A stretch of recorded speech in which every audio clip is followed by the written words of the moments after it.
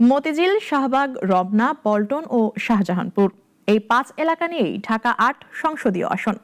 ঢাকার প্রাণকেন্দ্র হিসেবে পরিচিত এই এলাকা চাঁদাবাজি, সন্ত্রাস, তীব্র যানজট, ফুটপাত দখল, নিরাপত্তাহীনতা, জলাবদ্ধতা ও দূষণের মতো নানা সমস্যায় জর্জরিত। আসন্ন নির্বাচনে এসব সমস্যার স্থায়ী সমাধানের আশ্বাস দিচ্ছেন প্রার্থীরা।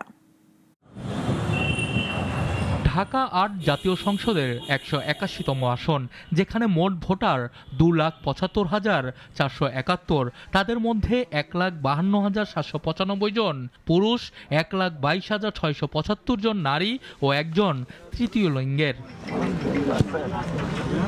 এই আসনের সবচেয়ে বড় সমস্যা চাঁদাবাজি এবং ফুটপাত দখল, পাশাপাশি দূষণ, দখল ও গ্যাস সংকটের বড় সমস্যা। আসন্ন ত্রয়োদশ জাতীয় সংসদ নির্বাচনকে সামনে রেখে এই আসনের প্রার্থীরা করছেন প্রচারণা, ভোটারদের দ্বারে দ্বারে ঘুরে দিচ্ছেন সমস্যা সমাধানের নানা প্রতিশ্রুতি। দুপুরে রাজধানীর শান্তিনগর এলাকায় গণসংযোগ করেন জাতীয় নাগরিক পার্টির প্রার্থী নাসির উদ্দিন পাটোয়ারি। এ সময় তিনি বলেন, ভোটারদের ভোটে জয়ী হলে এই এলাকার চাঁদাবাজি, ভর্তি বাণিজ্য, ফুটপাত দখল, দূষণ সহ সকল সমস্যার সমাধান করবেন। ঢাকা 8 আসনে যে স্কুল কলেজে ভর্তি বাণিজ্য হয় সেগুলো বন্ধ করব। মার্কেটগুলোতে মহিলাদের নামাজের জায়গা নাই, তারা মার্কেট করতে এসে ব্রেস্ট ফিডিং এবং নামাজের জায়গা খুঁজে পাচ্ছে না। আমরা এটার ব্যবস্থা করব ইনশাআল্লাহ। এদিকে রাজধানীর পল্টন এলাকায় গণসংযোগ করেন বিএনপি প্রার্থী মির্জা আব্বাস।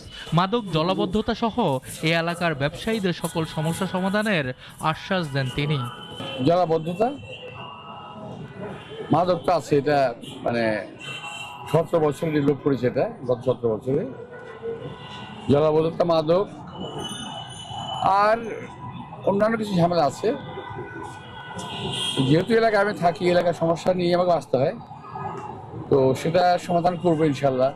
এই আসনে শিক্ষিত, মধ্যবিত্ত, রাজনৈতিকভাবে সচেতন ভোটারদের জন্য আগামী 12ই ফেব্রুয়ারি একটি পরীক্ষা।